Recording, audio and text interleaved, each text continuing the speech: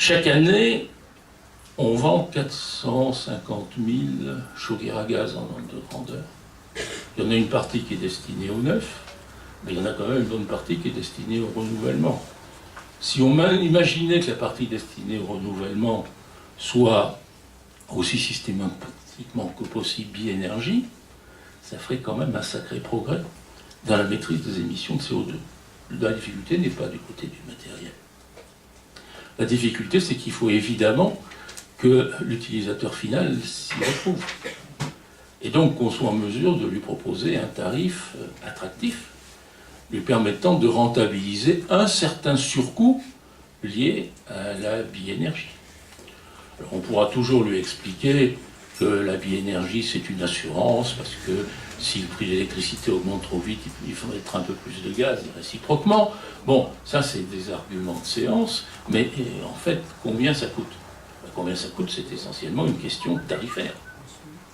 Question tarifaire qui, à mon avis, est parfaitement soluble.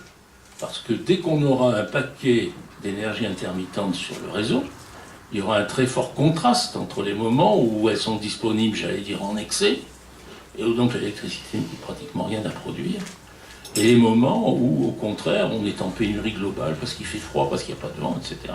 Donc il y a là quelque chose à monter du point de vue tarifaire. Alors cette réflexion sur un point particulier, mais qui me semble extrêmement important, parce que ça peut en effet totalement changer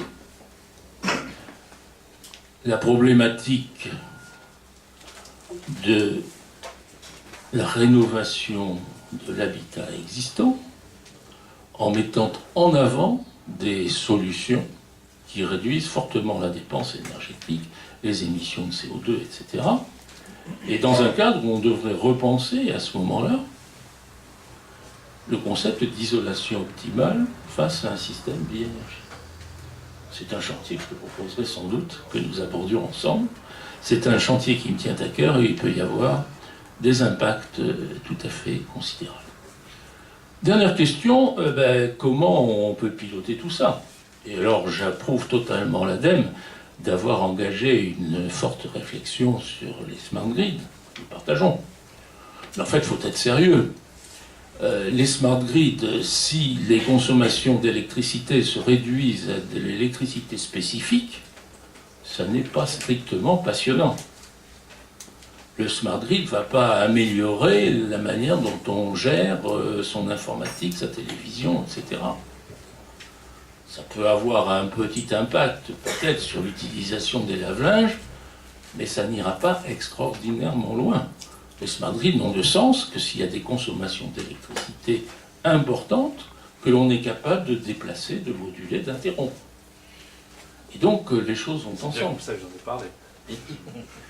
Donc smart grid, oui, en liaison avec des utilisations d'électricité peu émettrices de CO2 et qui contribuent à la gestion de l'équilibre production-consommation dans le système électrique.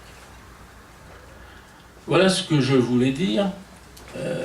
Ma présentation peut apparaître comme tout à fait à la marge par rapport à celle que tu as faite, mais je crois que les enjeux, sont très importants.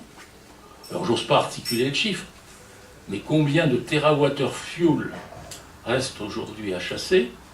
Combien de térawattheures gaz on pourrait économiser par une introduction intelligente des bi-énergies?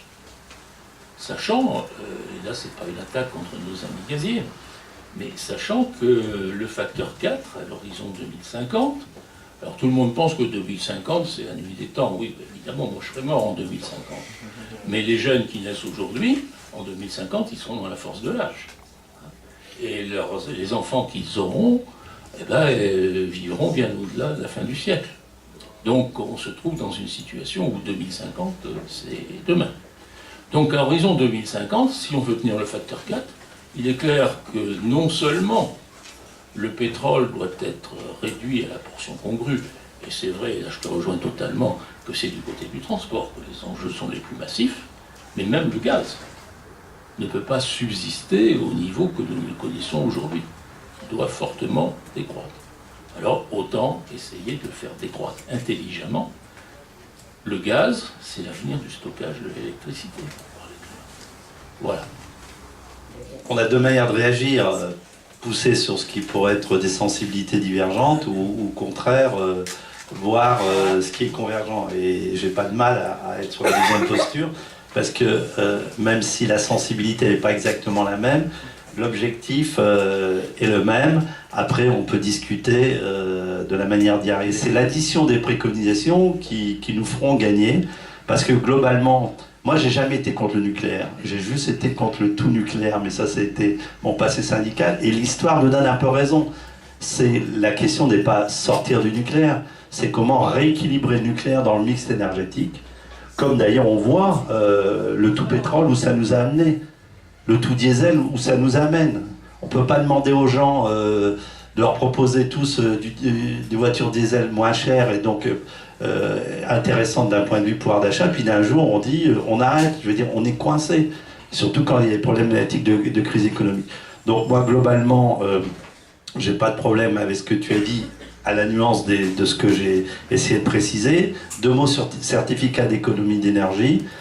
On n'a peut-être pas la même approche, on a une approche plus positive. Je ne dis pas qu'on est à l'optimum.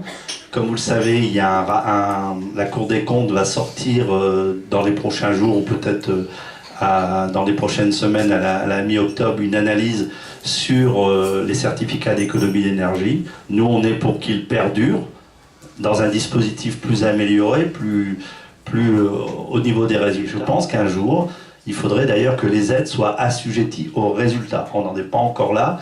Il faut qu'ils soient déjà assujettis à l'éco-conditionnalité.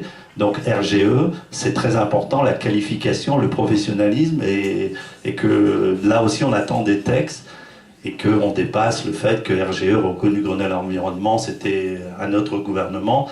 On est dans l'intérêt général et donc il faut y aller. Surtout que les entreprises attendent.